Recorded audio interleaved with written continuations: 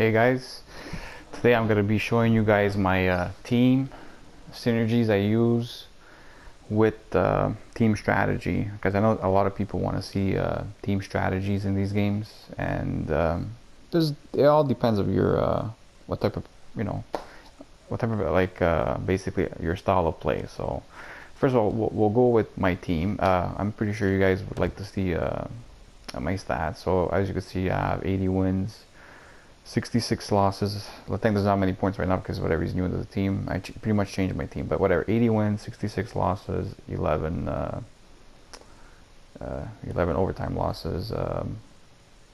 My ranking in the world is top 200. I'm in Division 3. I'll be honest with you, I'm actually going up and down these divisions lately. I've been getting some well, I don't want to blame it on unlucky games, but there are some games where I felt maybe I should have won and I ended up losing. So whatever. Anyways, so as you can see, those are my stats. I'm not the best player in the world, but I can win more than I lose, so that's positive. So let's show you my the team that I'm using right now. I did put some money in this game. I put $100, so I do have a pretty decent team in front of me. I did work the market a lot also. So as you could see, my first line, I like to use guys like Bergeron, for example, as a center because of the fact that he has, I think, the best face-offs in this game. And I also use Thornton, for example, where he's another guy that has great face-offs. I may start as Synergy because I may remove Speedster. I don't think Speedster is as good as people think it is. The game cannot only be played at fast pace. You kind of have to slow down the game a little bit to actually be more successful, I noticed, in this game. Because if you're just looking to go on the rush and get breakaways, it's not gonna happen that often if you're playing good players. I've been playing top a couple hundred, top 200-300 in the basically in the leaderboards, and a lot of them know how to play very, very good defense. So I do like to use Wicked Wrister. Wow, I can't even talk no more. And the Reckless Forecheck for Roenick. I do have, as you can see, I'm using the one-timer efficiency team synergy. As you can see, all my centers are pretty good on the face-offs. So this is my forwards. I think they're pretty good. My defense, I'm using It's a Trap.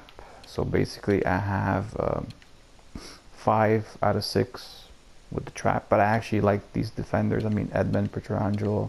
I mean, I think that the characters of defense play as their synergy. For example, like these guys, It's a Trap. They seem to be better with like poke checks and everything. Just basically their base cards just seem to be better, even without the synergy being active. So with the synergy, it actually even makes it way better, and I like it because I don't like using Team Wheel. I used to use Team Wheel, and to be honest with you, I don't think it's that great. So as you can see, Luongo, whatever, not much to say. He's nothing great. At the end of the day, these are the synergies I'm using. As you could see, I do have so it's Wicked Wrister. I do have Speedster. I may change Speedster. I don't know if it's really worth it, to be honest with you. I think there's other stuff that are maybe a little bit better. Relentless Forecheck. I actually like this. I mean, all these three guys that play for me, Gabrick, Lina Ryder, and Roenick, are actually very good at getting the puck, like turnovers and all that. So I think RF is actually pretty good synergy. The one-timer thing was a team synergy. I like it a lot, to be honest with you. You know, I mean, it gives you it gives you basically like all like offensive stuff, but I'm a type of guy that likes slap shots are overpowered in this game, so slap shot power is pretty good. I mean, also like the fact that it gives you extra offensive awareness to all your players. It's overall it's good. And of course I like It's a Trap. I mean, It's a Trap for me, it's probably it's the cheapest synergy because it's 26, right? But I find it's the best one, actually, to be honest with you. It's the one that I prefer the most because of poke check is big in this game. So having poke check, an extra stick checking with everybody, and defensive awareness with discipline is really good in this game. Anyway, I'm going to show you guys my team strategy. Team strategy is important, of course, but then again, you use one that works for you, right? So I'm going to tell you what works for me. I tried actually a lot of stuff, but I went back to the 2-3. I was actually doing the 1-2-2 aggressive, but I rather have the 2-3. It's much easier for me to always have two people forcing the play up. You know, like basically not giving the other guy that much time to, you know, like I don't want to give the guy too much space and time. The neutral zone, I used to actually run the 1-2-2 blue, but I figured that I was giving people way too many like easy rushes for nothing. So I rather just keep it more, you know, defensively a little bit. So 1-2-2 red is still a good forecheck, you know.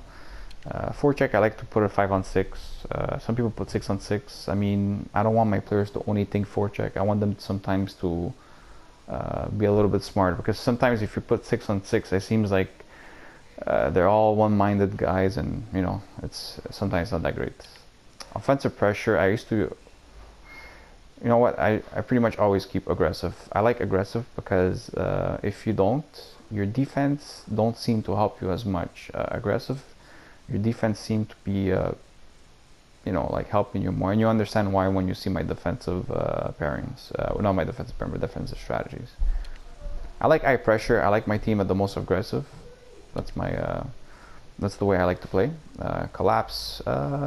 I'm not too worried about the point shots anymore. I mean, I used to be worried about it, but I'm getting pretty good at blocking them. So I rather just have the guys congested like in the middle, just in case if sometimes I do let in whatever, like somebody. I mean, you know, it's gonna be hard for him to get a good shot because of the fact that this, you know, everybody's there. So whatever. Penalty kill. You know, I use passive box. Pretty much, you could use whatever you want. I just like this. Power play and PP carry, whatever. This doesn't really matter. I mean, this you just use whatever you like. Control breakout. I think this is important. I mean, there's 3 kinds. I like strong slide slant. It's pretty good. Power play, it doesn't really matter what you use because most people will carry the puck in anyways. I mean, I don't see dump and chase in this game at all, pretty much. And quick breakout. I like leave zone early. For people that have specific players that are fast, you know, like don't need team wheel or speedster, just specifically fast players, you know, like for example, I have Sullivan. Sullivan's he's super speedy, so like guys like that leaving the zone early, or Matt Duchene, whatever, like it helps me. I get breakaways, or I get like 2-on-1s. It's good if you have fast players. So basically I use crash the net for every line from 1 to 4, because it seems like the puck's been bouncing around the net a lot, so a lot of people seem to be getting a lot of lucky goals by crashing the net. These are my offensive stats.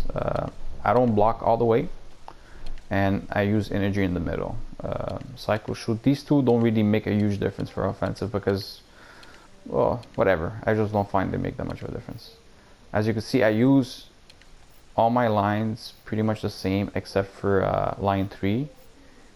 You know, I have dump because I want my line 3 to basically push the boards in the back, and pretty much the same thing for my line 4. So I want them to work the offensive zone a little bit more when they're on, put more pressure like on the boards and stuff like that. Remember before I showed you my my defensive strategy was eye pressure.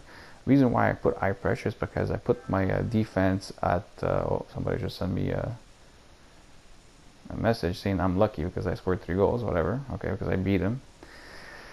Okay, so anyway, hold the line and pinch. So I put pinch pretty much all the way and shoot all the way. All 3 lines are the same.